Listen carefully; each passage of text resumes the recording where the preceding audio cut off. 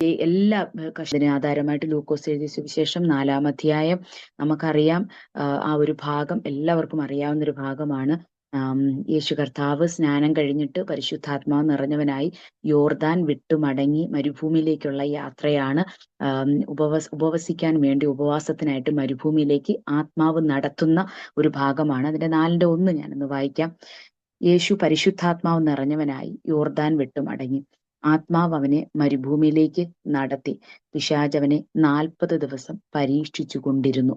Okay, ആ വചനത്തിനകത്ത് പറയുന്നത് പരിശുദ്ധാത്മാവ് നിറഞ്ഞവനായി യോർദാൻ വിട്ട് മടങ്ങി. അപ്പൊ യോർദാനിലെ സ്നാനത്തിന്റെ സമയത്ത് സ്വർഗം തുറന്ന് പ്രാവുന്ന പോലെ പരിശുദ്ധാത്മാവ് ഇറങ്ങി. ഇവൻ എൻ്റെ പ്രിയപുത്രൻ, ഇവനിൽ ഞാൻ പ്രസാദിച്ചിരിക്കുന്നു എന്ന് പറഞ്ഞു. അവിടെ വെച്ച് പരിശുദ്ധാത്മാവ് നിറഞ്ഞവനായിട്ടാണ് യോർദാനിൽ നിന്ന് കയറി മടങ്ങുന്നത്.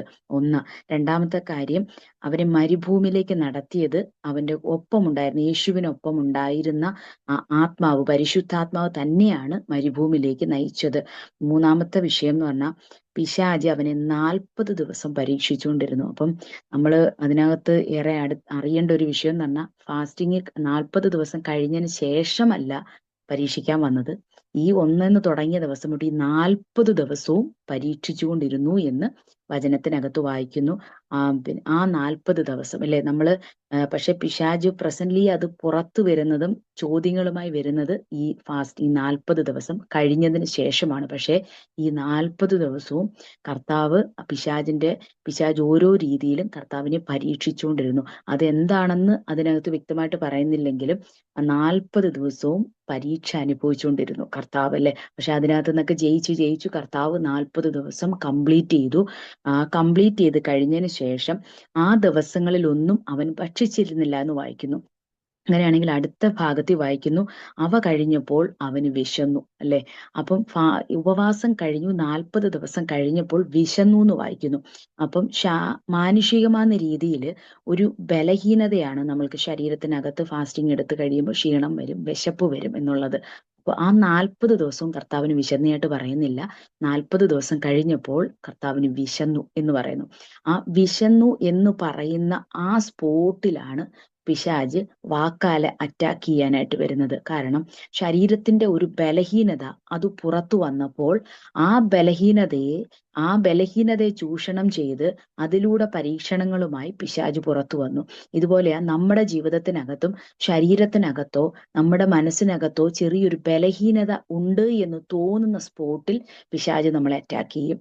അതുകൊണ്ട് തന്നെ നമ്മുടെ ലൈഫിൽ നമ്മൾ പ്രത്യേകിച്ച് ഉപവാസത്തോടെ പ്രാർത്ഥനയോടെ ഒക്കെ ഇരിക്കുന്ന സമയത്ത് ഏറ്റവും കൂടുതൽ പരീക്ഷണങ്ങൾ ശത്രു കൊണ്ടുവരുന്ന നമ്മുടെ ജീവിതത്തിൽ എവിടെയെങ്കിലും ഒരു ബലഹീനതയുടെ സ്പോട്ട് അവിടെ വരുന്നു എന്ന് കാണുമ്പോൾ, ഒന്നുകിൽ നമ്മൾ എവിടെയെങ്കിലും സംസാരിക്കാൻ അല്ലെ നമ്മളൊരു കൂട്ടത്തിനടുത്ത് അറിയാതെ പോയി ചിലപ്പോൾ അവിടെ നിൽക്കുകയായിരിക്കാം. ആ നിൽക്കുന്ന സ്പോട്ടിൽ നമ്മൾ പോലും അവിടെ സംസാരിക്കണമെന്ന് വിചാരിച്ചായിരിക്കല്ല, പക്ഷെ പിശാച് അവിടെ നമ്മളെ കൊണ്ട് ചിലത് സംസാരിപ്പിക്കും, അതിനുള്ള പ്രേരണ തരും. പക്ഷെ അത് നമ്മൾ തിരിച്ചറിയണം. കാരണം യേശു ആ പരീക്ഷണങ്ങളുമായി വന്നപ്പോഴേക്കും അതിനെല്ലാം വിജയിച്ചു കയറി അല്ലെ. അപ്പം അതുകൊണ്ട് തന്നെ നമ്മള് ആ ഒരു ബലഹീനതയുടെ സമയത്താണ് പ്രസന്റ്ലി നമ്മൾ ഒരിക്കലും നല്ലൊരു ആത്മനിറവിൽ നിൽക്കുന്നതിനേക്കാൾ കൂടുതൽ അപ്പോഴും പിശാചിന്റെ പ്രസൻസ്, കർത്താവിന്റെ പ്രസൻസ് ഉള്ളതുപോലെ തന്നെ നമ്മളെ വീക്ഷിച്ചുകൊണ്ട് ശത്രുവും അപ്പോഴും അപ്പുറത്ത് നിൽപ്പുണ്ട്. പക്ഷേ അറ്റാക്ക് ചെയ്യുന്നത് എവിടെയാണെന്ന് വെച്ചാൽ നമ്മുടെ ഒരു ബലഹീനത വരുമ്പോൾ അവിടെ കർത്താവിന് വിശന്നു. സ്പോട്ടിൽ പിശാച് അടുത്ത ചോദ്യമായിട്ട് വരിക, നിനക്ക് വിശന്നു എങ്കിൽ ഈ കല്ലിനോട് അപ്പമായി തീരാൻ പറയുന്നു. പക്ഷെ കർത്താവ് അധികം വാചകങ്ങളോ അധികം ഒന്നും പറയാൻ പോയില്ല, വചനം കൊണ്ട് റിപ്ലൈ കൊടുത്തു. മനുഷ്യൻ അപ്പം കൊണ്ട് മാത്രമല്ല ജീവിക്കുന്നത് എന്ന് എഴുതിയിരിക്കുന്നുവല്ലോ എന്ന് ഉത്തരം പറഞ്ഞു. അപ്പോൾ അവിടെ കർത്താവ് അധികം സംസാരത്തിനോ കാര്യങ്ങൾക്കോ ഒന്നും അതിന് എക്സ്പ്ലനേഷൻ കൊടുക്കാൻ പോയില്ല. ഒരൊറ്റ വചനം പറഞ്ഞ് അവനെ ഇരുത്തി കളഞ്ഞു. അതുപോലെ തന്നെ നമ്മുടെ ജീവിതത്തിനകത്ത് ചില ഘട്ടങ്ങളിൽ ശത്രു പരീക്ഷണങ്ങളുമായി വരുമ്പോൾ ഒത്തിരി നമുക്ക് സംസാരിക്കാൻ നിൽക്കാതെ അവിടെ പറയേണ്ട ഒരൊറ്റ കാര്യമുള്ളൂ, വചനം എടുത്ത് ശത്രുവിനെ അറ്റാക്ക് ചെയ്യണം. നമ്മളോട് അറ്റാക്ക് ചെയ്യാൻ വരുമ്പോൾ, നമ്മളെ പരീക്ഷണത്തിനായിട്ട് നമുക്കത് വിവേചിച്ചത് അറിയണം. ചില ഘട്ടങ്ങളിൽ അത് വിവേചിച്ചറിഞ്ഞാൽ സ്പോട്ടിൽ മറുപടി കൊടുക്കേണ്ടത് വാക്കാല പറഞ്ഞ് പിന്നെ ഒരുപാട് സംസാരിച്ചാൽ ഒരുപാട് ശാസിക്കാൻ നിൽക്കാതെ വചനമെടുത്ത് ഒറ്റ വചനം പറഞ്ഞ് ശാസിക്കുക. വലിയൊരു പ്രവൃത്തി അവിടെ വെളിപ്പെടും. നമ്മുടെ നാവ് കൊണ്ട് ഒത്തിരി പറയിക്കാനേ പിശാച് നോക്കത്തുള്ളൂ. പക്ഷേ നമ്മൾ വചനം പറയുമ്പോൾ ഏറ്റവും കൂടുതൽ ശത്രു പരാജയപ്പെടുന്നത് വചനം എടുക്കുമ്പോഴാണ്. വചനത്തിന്റെ മുമ്പിൽ നമുക്ക് വിജയം കണ്ടെത്താൻ കഴിയും. അതുകൊണ്ട് കർത്താവ് അവിടെയും വചനത്താൽ ശത്രുവിനെ ജയിച്ചു. എന്നിട്ടും വിടുന്നില്ല. രണ്ടാമത്തെ ഘട്ടം വീണ്ടും എന്താ പറയുന്നത്, പിന്നെ പിശാച് മേലോട്ട് കൂട്ടിക്കൊണ്ടുപോയി ലോകത്തിലെ സകല രാജ്യങ്ങളും ക്ഷണനേരത്തിൽ കാണിച്ചു കഴിഞ്ഞിട്ട് പറയുന്നത്, ഈ അധികാരമൊക്കെയും അതിന്റെ മഹത്വവും നിനക്ക് തരാം. അപ്പം അതെങ്കിൽ ഏൽപ്പിച്ചിരിക്കുന്നു, എനിക്ക് മനസ്സുള്ളവന് കൊടുക്കുന്നു. അല്ലെ, ശത്രു പറയുന്നത് ഇതെല്ലാം എന്നെ ഏൽപ്പിച്ചിരിക്കുക, ഈ ലോകത്തിലുള്ള സകല അധികാരവും മഹത്വവും. അപ്പം ഈ ലോകത്തിലുള്ള സകല അധികാരങ്ങളും ഈ കാണുന്ന സകലതും ദൈവം തന്നെ ശത്രുവിനെ ഏൽപ്പിച്ചിരിക്കുന്നതാ. അപ്പൊ ആർക്കാ കൊടുക്കുക എന്ന് പറയുന്നത്? എനിക്ക് മനസ്സുള്ളവന് കൊടുക്കുമെന്നാ പറയുന്നത്. കാരണം ഈ അധികാരം, ഏറ്റവും കൂടുതൽ ഈ അധികാരമോഹം, അതുപോലെ ഈ ലോകത്തിലുള്ളതിലേക്ക് കണ്ണുകളെ തേടുന്നതൊക്കെ ആരുടെ പ്ലാനാ? പിശാചിന്റെ പ്ലാനാണ്. അവൻ സ്ഥാപിതമായിരിക്കുന്ന, അല്ലെ അവൻ അധികാരത്തിൽ വെച്ചിരിക്കുന്നതിനോട് മനുഷ്യന്റെ ചിന്തകളെ ആ ഒരു രീതിയിലേക്ക് അടുപ്പിക്കുക എന്നുള്ളത് പിശാചിന്റെ ഒരു ദൗത്യമാണ്. അതിൽ വീണു പോകുന്നവരാണ് ഇക്കാലങ്ങളിൽ ഏറ്റവും കൂടുതലായിട്ട് അധികാരമോഹത്തിനകത്ത് ഏറ്റവും കൂടുതൽ വീണു പോകുന്നവരാണ് പലപ്പോഴും ഏറ്റവും കൂടുതൽ ദൈവ മക്കളുടെ ഇടയിൽ നമ്മൾ കണ്ടുവരുന്നത്. അത് ആരുടെ പ്ലാനാന്ന് ചോദിച്ചാൽ അത് പിശാചിന്റെ പ്ലാൻ തന്നെയാണ്. അത് ആർക്ക് കൊടുക്കുമെന്നാ പറയുന്നത്? എനിക്ക് മനസ്സുള്ളവന്. അപ്പം ഈ വ്യക്തികൾ അധികാരമോഹത്തിനായിട്ട് പല രീതിയിലും കസേരയ്ക്ക് വേണ്ടി അടിയുണ്ടാക്കുകയും എനിക്ക് വലിയവനാണങ്ങണം അല്ലെങ്കിൽ ഇന്നാക്കടെ മേളി ഇരിക്കണമെന്നുള്ള ചിന്തകളും അധികാരമോഹവും വരുന്നത്, അതിനകത്തേക്ക് വരുന്നതും അതിനകത്ത് ഇരുത്തുന്നതും ആരുടെ ഒരു പ്ലാനാണെന്ന് വെച്ചാൽ പിശാചിന്റെ പ്ലാനാണ്. പിശാചിന് മനസ്സുള്ളവനാ കൊടുക്കുന്നില്ലേ. ഒരാളിപ്പോൾ അതിനകത്ത് ഫൈറ്റ് ചെയ്ത് അതിലേക്ക് കയറി വരുമ്പോൾ പിശാചിന് നല്ല അവനോടുള്ളൊരു മനസ്സാ അല്ലേ കൊടുക്കുന്നത്. അപ്പം ദൈവത്തിൽ നിന്ന് പിന്മാറി അല്ലെങ്കിൽ ദൈവത്തിനുള്ള സാന്നിധ്യം വിട്ട് പുറകോട്ട് വരുമ്പോൾ പല മോഹങ്ങളും വരും. ഈ ലോകത്തിലുള്ള പല മോഹങ്ങളിലേക്കും കണ്ണുതിരിയും. പക്ഷെ അവിടെ അവിടെ ശത്രു ആണ് അവന് അധികാരത്തിനുള്ള സ്ഥാനം കൊടുക്കുന്നത്. പക്ഷെ അവിടെ കർത്താവ് എന്താ പറഞ്ഞ? അവിടെ പറയുന്നത്, നീ എന്നെ ഒന്ന് നമസ്കരിച്ചാൽ ഇതെല്ലാം നിന്റേതാകുന്നു. അപ്പം ഒന്ന് വീഴണം, എന്നെ ഒന്ന് നമസ്കരിക്കണം, ആ ഒരൊറ്റ കാര്യം ചെയ്താൽ മതി, ഇതെല്ലാം നിന്റെ കരത്തിൽ വരും. പക്ഷെ അവിടെ എന്താ പറയുന്നത്? അവിടെ കർത്താവ് വീണ്ടും വചനം കൊണ്ട് അവനെ ജയിക്കുകയാണ്. യേശു പറഞ്ഞു, നിന്റെ ദൈവമായ കർത്താവിനെ മാത്രമേ നമസ്കരിക്കാവൂ, ആരാധിക്കാവൂ എന്നെഴുതിയിരിക്കുന്നു. അവിടെയും ഒറ്റ വാക്കുകൊണ്ട്, ഒറ്റ വചനം കൊണ്ട് ശത്രുവിനെ വെട്ടി. മൂന്നാമത് എന്നിട്ടും വിട്ടില്ല. മൂന്നാമത് വീണ്ടും അത് യെരൂശലേമിലേക്ക് കൂട്ടിക്കൊണ്ടുപോയി. അല്ലെ, ഇതെല്ലാം നിങ്ങൾക്ക് അറിയാവുന്ന ഭാഗങ്ങളാണ്. എന്നെ കർത്താവ് ഓർപ്പിച്ച ചില കാര്യങ്ങൾ മാത്രം പറഞ്ഞ് ഞാൻ ഇരിക്കാൻ ആഗ്രഹിക്കുന്നത്. യെരൂശലേമിലേക്ക് കൂട്ടിക്കൊണ്ടുപോയി ദേവാലയത്തിന്റെ അഗ്രത്തിൽ നിർത്തി അവനോട് പറഞ്ഞു, നീ ദൈവപുത്രനെങ്കിൽ താഴോട്ട് ചാടുക എന്നല്ലേ.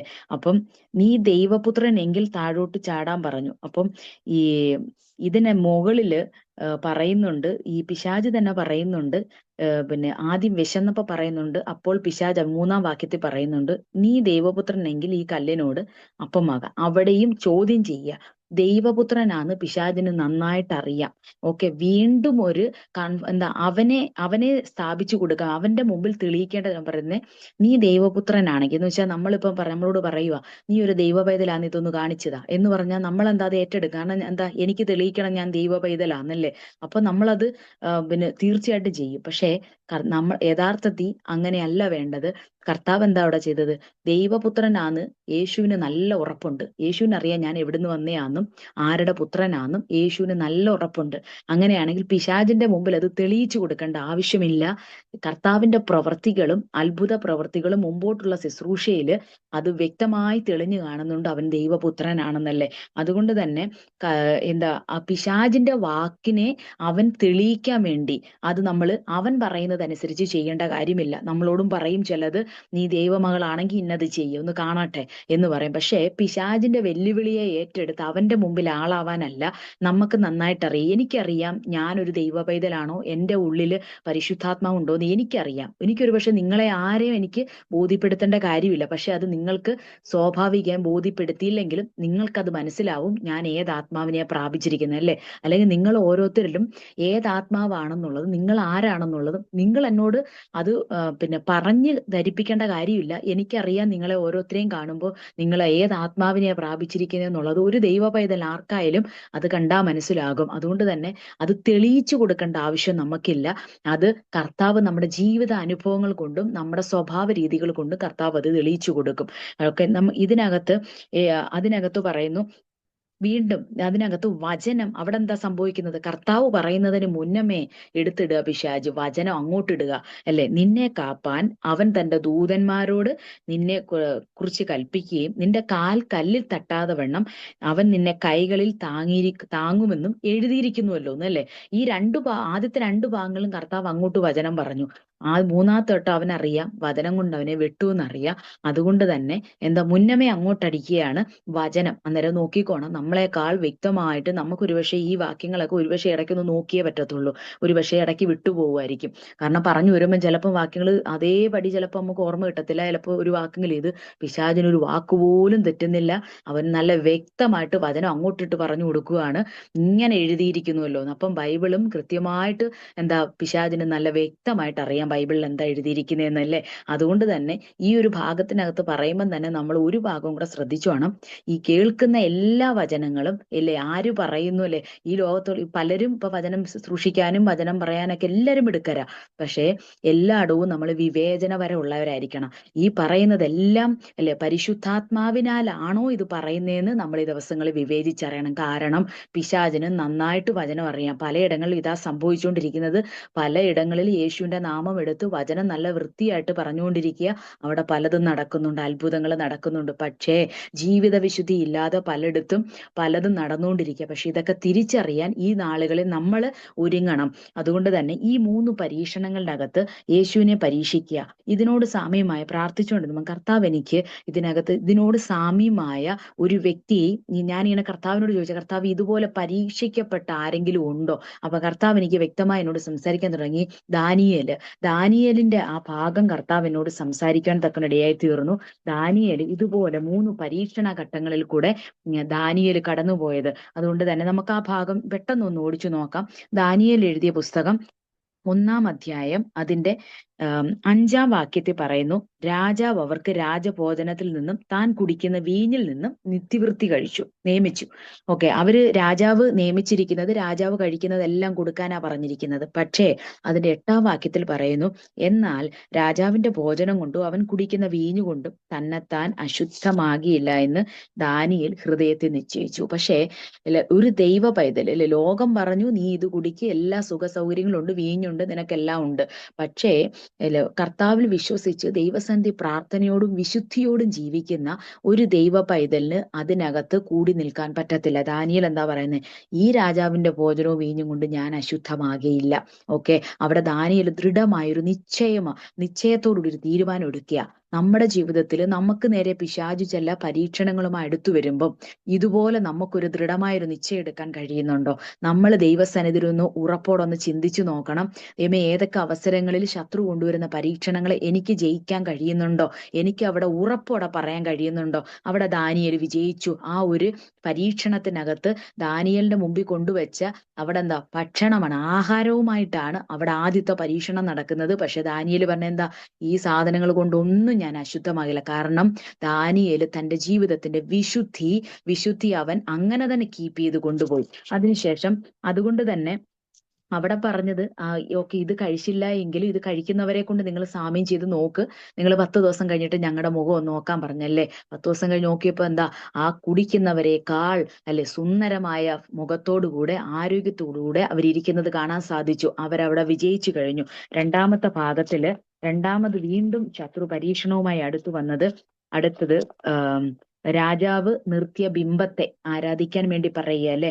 ഞാൻ പ്രതിഷ്ഠിത ബിംബത്തെ വീണ് നമസ്കരിപ്പാൻ ഒരുങ്ങിയിരുന്നാൽ നമസ്കരിക്കാതിരുന്നാലോ ഈ നാഴികെ തന്നെ നിങ്ങളെ എരിയുന്ന തീച്ചൂളയിലിടും. രണ്ടാമത്തെ എന്താ, നമസ്കരിക്കാൻ അല്ലെ. യേശു കർത്താവിനോട് പറഞ്ഞ എന്താ, എന്റെ കാലയിൽ വീണ് നമസ്കരിച്ചാ ഇതെല്ലാം നിനക്ക് തരാന്നാ പറഞ്ഞത്. അപ്പൊ വീണ്ടും ദാനിയേലിന്റെ മുമ്പിൽ അടുത്ത പരീക്ഷണം എന്താ വന്നത്, ഈ നിർത്തിയിരിക്കുന്ന ബിംബത്തെ, അന്യ ദൈവത്തെ ഒന്ന് നമസ്കരിച്ചാൽ മതി, ഇല്ല എങ്കിൽ ശിക്ഷയുണ്ട്. തീരുമാനമുണ്ട്. ഓക്കെ, അവിടെ ദാനിയേൽ എടുത്തൊരു തീരുമാനമുണ്ട്. ഞങ്ങൾ സേവിക്കുന്ന ദൈവത്തിന് ഞങ്ങളെ വിടിവിക്കാൻ കഴിയുമെങ്കിൽ അല്ലെ, അവൻ ഞങ്ങളെ എരിയുന്ന തീച്ചൂളയിൽ നിന്ന് വിടിവിക്കും. ആ നിമിഷത്തിൽ ദാനിയേൽ എടുത്ത ഉറപ്പുള്ള ഒരു തീരുമാനത്തിനകത്ത് ദാനിയേലിന് എന്തുണ്ടായിരുന്നു? വിശ്വാസമുണ്ടായിരുന്നു അല്ലെ. ആദ്യം അവന്റെ വിശുദ്ധി അവൻ കീപ്പ് ചെയ്തു, രണ്ടാമത് അവന് വിശ്വാസം. കാരണം ഞാൻ സേവിക്കുന്ന ദൈവം എന്നെ വിടുവിക്കുമെന്ന് അവനറിയും. ഇല്ലെങ്കിൽ പോലും അവൻ അല്ലെ, അവൻ അതിനകത്ത് അവര് ഒരുക്കിയ ആ ഒരു രാജ നിയമത്തിനകത്ത് കീഴ്പ്പെടാൻ അവൻ തയ്യാറല്ലായിരുന്നു. കാരണം അവൻ അറിയാം, വിശ്വസ്തയോടെ നിൽക്കുന്ന അല്ലെങ്കിൽ വിശ്വാസത്തോടെ നിൽക്കുന്ന അവനറിയാം ഞാൻ സേവിക്കുന്ന ദൈവം എന്നെ വിടുവിക്കുമെന്ന്. അതുകൊണ്ട് തന്നെ ആ എരിയുന്ന തീച്ചൂളയ്ക്കകത്ത് വീണിട്ടും ഒന്നും പറ്റാതെ അല്ലെ, രാജാവ് നോക്കുമ്പോൾ നാലാമനായി ഒരാളെ കൂടെ കാണും, 3 പേരെ ഇട്ടത്. നമ്മൾ വിശ്വസിക്കുന്ന എന്താ, ഇവിടെ ഈ തീച്ചൂള ഒരുക്കിയപ്പോ തന്നെ ഒന്നാമതായിട്ട് കർത്താവ് അവിടെ വന്നു അല്ലെ. ഒന്നാമത് വന്ന് ആ തീച്ചൂളയുടെ ഇവര് വീഴുന്ന സാഹചര്യത്തിനകത്ത് ചൂട് മാറ്റി അവിടെ അവർക്ക് നിൽക്കാൻ പാകത്തിന് അതിന് തണുത്തൊരനുഭവം അവർക്ക് ആക്കി കൊടുത്തു. രാജാവ് കാണുമ്പോൾ നാലാമതൊരാളും കൂടെ നിൽക്കുക. പക്ഷെ അതിനകത്ത് കൊണ്ടിടാൻ പോയവരെ കരിച്ചു കളഞ്ഞു. പക്ഷെ ഇട്ടവര് 3 പേരും അത്ഭുതകരമായി വിടിവിക്കപ്പെട്ടു. രണ്ടാമത്തെ ഭാഗത്തിനകത്ത് നമ്മൾ പ്രാപിച്ച വിശ്വാസമുണ്ട്, അത് കീപ്പ് ചെയ്യുക. ആ വിശ്വാസം എന്തെല്ലാം ഇനി വന്നാലും, നമ്മൾ മരിക്കേണ്ട ഒരവസ്ഥ വന്നാലും നമ്മൾ പ്രാപിച്ച വിശ്വാസം നഷ്ടപ്പെടുത്താൻ ഇടവരുത്തരുത്. നമ്മൾ ആ വിശ്വാസത്തെ മുറുകെ പിടിക്കുകയാണെങ്കിൽ നിന്നെ നശിപ്പിക്കാൻ നോക്കിയ ശത്രു കരിഞ്ഞു പോകും, പക്ഷെ നീ അവിടെ വിജയിക്കും. അതുകൊണ്ട് തന്നെ നമ്മൾ പ്രാപിച്ച ഒരു വിശ്വാസം ഉറപ്പോടെ പിടിക്കുക. മൂന്നാമത്തെ ഭാഗത്തിനകത്ത് മൂന്നാമത് വീണ്ടും പരീക്ഷിക്കപ്പെടുകയാണ്. അവിടെ പറയുന്ന അവര് രാജാവ് 2 പരീക്ഷണത്തിൽ നിന്നും അവർക്ക് രാജാവിന് മനസ്സിലായി ഇവൻ ആരാന്നുള്ളത്, ഇവര് 3 പേരും ആരാന്നുള്ളത്. പക്ഷേ അവരോട് അസൂയുള്ള അല്ലെ അടുത്ത ആൾക്കാര് രാജാവിനെ കൊണ്ട് ഫോഴ്സ്ഫുള്ളി ചെയ്യിപ്പിക്കുന്ന ഒന്നാണ് മൂന്നാമത്തത്. രാജാവ് 30 ദിവസത്തും തിരുമേനിയോടല്ലാതെ ഒരു ദൈവത്തോടും പ്രാർത്ഥിക്കാനുള്ള അനുവാദം കൊടുത്തില്ല. അങ്ങനെ ഉണ്ടായാൽ ഗുഹയിലിടുമെന്നല്ലേ, അവിടെ ഗുഹയിലിടുമെന്ന് തീരുമാനം എടുക്കണമെന്ന് രാജാവിനെ കൊണ്ട് അങ്ങനെ ഒരു നിയമം ചെയ്യിപ്പിക്കുക. അവിടെ രാജാവല്ല, രാജാവിന് മനസ്സിലായി. 2 പരീക്ഷണം കഴിഞ്ഞപ്പോൾ തന്നെ രാജാവിന് മനസ്സിലായി ഇതാരാണെന്ന്. എന്നാ മൂന്നാമത് കുറച്ചു പേർക്കും കൂടെ അത് തിരിച്ചറിയേണ്ടതുള്ളത് കൊണ്ട് തന്നെ വീണ്ടും ഇവര് പരീക്ഷണത്തിനായിട്ട് വരികയാണ്.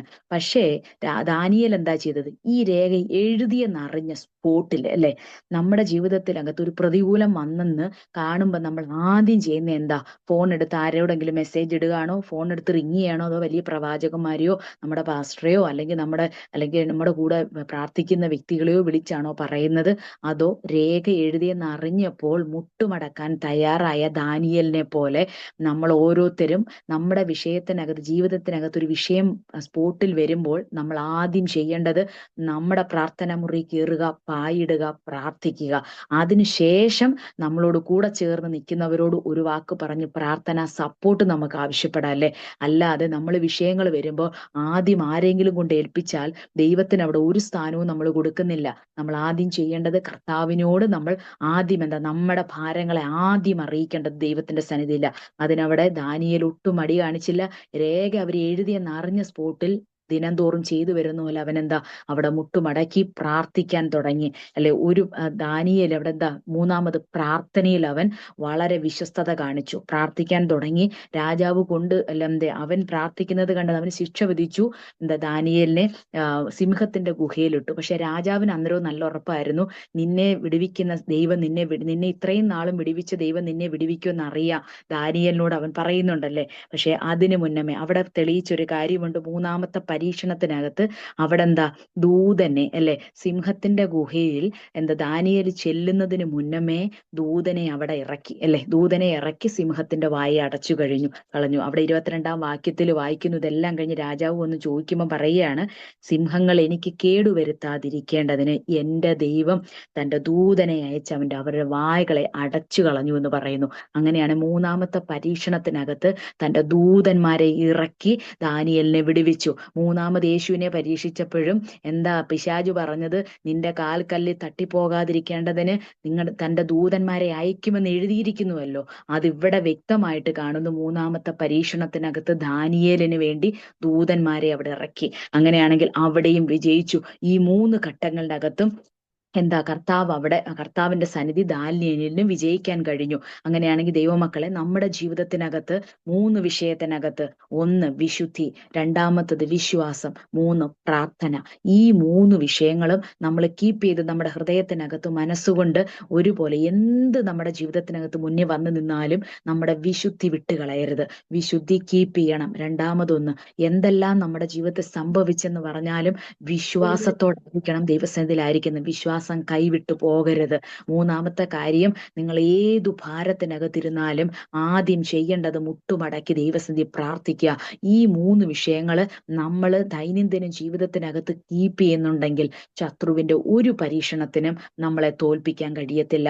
അത്ഭുതകരമായിട്ട് നമ്മളെ ഓരോ ഭാഗങ്ങളിൽ നിന്നും കർത്താവ് വിടുവിക്കും. അവിടെ ദാനിയേലിനെ ആർക്കും അവന്റെ രോമത്തിൽ പോലും തൊടാൻ കർത്താവ് അനുവദിച്ചില്ല.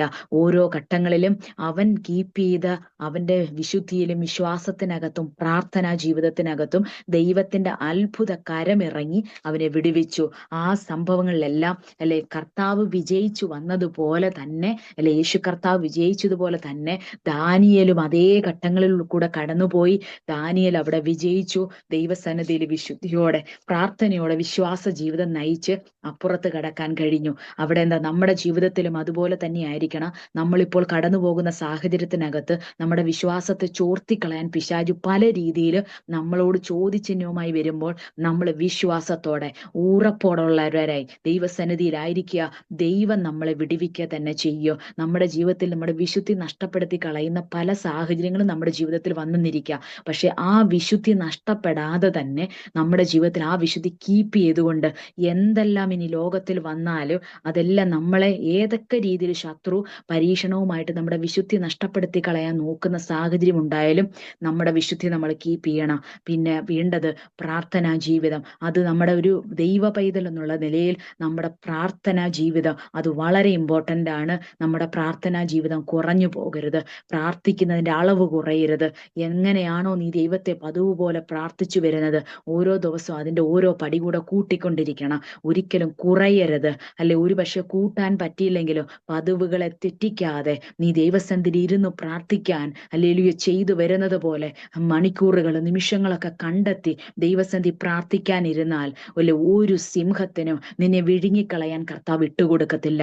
നീ ഏതു പ്രതികൂലത്തിനകത്ത് ചെല്ലുന്നതിന് മുന്നമേ ദൈവത്തിന്റെ ദൂതനെ അവിടെ അയച്ച് നിനക്കു വേണ്ടി അവിടെ സിംഹത്തിന്റെ വാകളെ അടയ്ക്കും. നിന്നെ കീറാൻ വേണ്ടി പലരും വലിച്ചു കീറാൻ പലരും നോക്കിയിരിക്കുന്നുണ്ടല്ലോ. പക്ഷെ നീ പ്രാർത്ഥിക്കാൻ തുടങ്ങ്. നിന്റെ ജീവിതത്തിനകത്ത് നിന്നെ കീറുമെന്ന് പറഞ്ഞ്, നിന്നെ കീറിക്കളയുമെന്ന്, നിന്നെ വെച്ചേക്കത്തില്ലെന്ന് പറഞ്ഞ് വാദിച്ചു നിൽക്കുന്നവരുടെ മധ്യത്തില് നീ ഫൈറ്റ് ചെയ്യാൻ പോണ്ട. നിനക്കു വേണ്ടി അപ്പൻ അവിടെ ദൂതനെ ഇറക്കും. നിന്നോട് ഫൈറ്റ് ചെയ്യാൻ ഇരിക്കുന്നവരെ, നിന്നെ കീറിക്കളയുമെന്ന് വാദിച്ചു നിൽക്കുന്നവരുടെ വായെ കർത്താവ് അടയ്ക്കും. നീ എന്ത് ചെയ്താൽ മതി? പ്രാർത്ഥിച്ചാൽ മതി. ഒരിക്കലും ദൈവത്തിന്റെ വിശ്വാസം കൈവിട്ട് അപ്പുറത്തേക്ക് ചാടിപ്പോകാൻ ഇടവരരുത്. അങ്ങനെ ഒരു അവസരത്തില് നീ പ്രാപിച്ച വിശ്വാസം മുറുകെ പിടിച്ചുകൊണ്ട് എനിക്ക് എന്തെല്ലാം വന്നാലും ഞാൻ പ്രാപിച്ച വിശ്വാസം ഞാൻ കൈവിടത്തില്ലെന്ന് പ്രാപിക്കാമെങ്കിൽ നിന്നെ ഒരു തീക്ക് നിന്നെ കളയാൻ കഴിയത്തില്ല. എത്ര ആഴത്തിലുള്ള തീ ആയിക്കോട്ടെ, എത്ര ചൂട് മടങ്ങ് വർദ്ധിപ്പിച്ചോട്ടെ, നിന്നെ എരിയുന്ന തീച്ചുളയിൽ ഇടുന്നത് പോലുള്ള അനുഭവങ്ങൾ നിന്റെ ജീവിതത്തിൽ വന്ന് നീ എരിഞ്ഞു പോകുമെന്ന് പലരും പറയും. പക്ഷെ നീ ആ തീച്ചുളയ്ക്കകത്ത് നിന്നുകൊണ്ട് നീ അതിനകത്ത് സന്തോഷത്തോടെ നിൽക്കും. മറ്റു പുറത്തുള്ളവർക്ക് അങ്ങനെ സന്തോഷത്തോടെ ആ തീച്ചുളയുടെ അനുഭവത്തിൽ നിൽക്കാൻ പറ്റത്തില്ല. പക്ഷെ നിൽക്കണമെങ്കിൽ എന്ത് വേണം? ദൈവത്തിന്റെ സാന്നിധ്യം നിനക്ക് മുന്നേ അവിടെ ഇറങ്ങണം. അങ്ങനെ ഈ ദിവസങ്ങളിൽ നീ കടന്നു പോകുന്ന എരിയുന്ന തീച്ചൂളയുടെ ഒരു അനുഭവം ഉണ്ടായിരിക്കാം. പക്ഷെ അവിടെയും നീ വിശ്വാസത്തോടെ നിന്ന് എൻ്റെ ദൈവം എന്നെ വിടുവിക്കുമെന്നുള്ളൊരു വിശ്വാസം ഉറപ്പുണ്ടെങ്കിൽ നിനക്കു വേണ്ടി അവിടെ അപ്പൻ ഇറങ്ങും. നിന്നെ തീച്ചൂളയെ നിന്നെ കരിച്ചു കളയാനല്ല, അവിടെ നിന്നെ അത്ഭുതകരമായിട്ട് നിർത്താൻ വേണ്ടി കർത്താവിന്റെ സാന്നിധ്യം ഇറങ്ങും. ഹല്ലേലൂയ. അതുപോലെ തന്നെ നമ്മുടെ ജീവിതത്തിൽ ഏതെല്ലാം സാഹചര്യത്തിനകത്ത് നമ്മൾ വിശുദ്ധി കൈവിടേണ്ട ചിലപ്പോൾ അവസരങ്ങൾ പിശാചു കൊണ്ടുവന്നിരിക്കാം. അവിടെയും നമ്മൾ ഉറപ്പോടെ നിൽക്കുകയാണെങ്കിൽ അവിടെയും ദൈവത്തിന്റെ കരമിറങ്ങി മറ്റുള്ളവരെക്കാൾ ശ്രേഷ്ഠമായിട്ട് നമ്മളെ കർത്താവ് നടത്തുക തന്നെ ചെയ്യും. ഈ ദിവസങ്ങളിൽ ദൈവസന്നിധിയിൽ വിശ്വാസത്തോടെ പ്രാർത്ഥനയോടെ വിശുദ്ധ ജീവിതം നയിച്ച് മുൻപോട്ട് പോവുക. പിശാചിന്റെ തന്ത്രങ്ങളെ നമ്മൾ അറിയാത്തവരല്ലല്ലോ. മത്തായി എഴുതിയ സുവിശേഷത്തിനകത്ത് ഇതേ ഭാഗത്തിൽ തന്നെ കർത്താവ് കർത്താവ് നമ്മൾ ലൂക്കോസിൽ അത് കാണുന്നില്ല, മത്തായിയിൽ എഴുതുന്നുണ്ട്. കർത്താവിനെ പരീക്ഷിക്കാൻ 4-ാം അധ്യായത്തിന്റെ 11-ാം വാക്യത്തിൽ പറയുന്നുണ്ട്, ഈ പരീക്ഷണങ്ങളെല്ലാം കഴിഞ്ഞപ്പോൾ അപ്പോൾ പിശാചെന്തേ അവനെ വിട്ടുപോയി. അടുത്ത ഘട്ടമാണ് ദൂതന്മാർ അടുത്തു വന്നവനെ ശുശ്രൂഷിച്ചു. കണ്ടോ, പിശാചിന്റെ തന്ത്രങ്ങളെ ജയിച്ചു കഴിയുമ്പോൾ നമ്മളെ ശുശ്രൂഷിക്കാൻ വരുന്നത് ആരാ? ചെറിയവരാണോ? അല്ല. സ്വർഗത്തിൽ നിന്ന് ദൂതന്മാരുടെ പ്രസൻസ് നമ്മൾ അനുഭവിക്കും. പിശാചിന്റെ തന്ത്രങ്ങളെ, നമ്മൾ പരീക്ഷണങ്ങളെ ജയിച്ചു കയറുമ്പോൾ നമ്മളെ ശുശ്രൂഷിക്കാനും നമ്മളെ കൈത്താങ്ങാനും സ്വർഗത്തിൽ നിന്ന് ദൂതന്മാരെ നമുക്ക് വേണ്ടി അയക്കും. അതുകൊണ്ട് ദിവസങ്ങളിൽ നിങ്ങൾ ഭാരപ്പെടുന്ന ഏത് വിഷയത്തിനകത്തും, ശത്രുവിന്റെ പരീക്ഷണകത്തായിരുന്നാലും അതിനകത്തൊക്കെ വിജയിച്ചു കയറുക. ശത്രുവിന്റെ പിശാചിന്റെ തന്ത്രങ്ങളോട് എതിർത്ത് നിൽക്കാനുള്ള സർവായുധ വർഗം എടുത്ത് ധരിച്ചുകൊണ്ട് ദിവസങ്ങൾ ഒരുങ്ങുക. എല്ലാ ശത്രു കൊണ്ടുവരുന്ന സകല പരീക്ഷണങ്ങളിലും വിജയിച്ചു കയറുവാൻ കർത്താവ് നിങ്ങളെ ഇടയാക്കുമാറാകട്ടെ. ഈ വചനത്താൽ ദൈവമക്കൾ എല്ലാവരും കർത്താവ് അനുഗ്രഹിക്കുമാറാകട്ടെ എന്ന് പറഞ്ഞുകൊണ്ട് വചനത്തിൽ നിരുന്നോളും. സ്തോത്രം.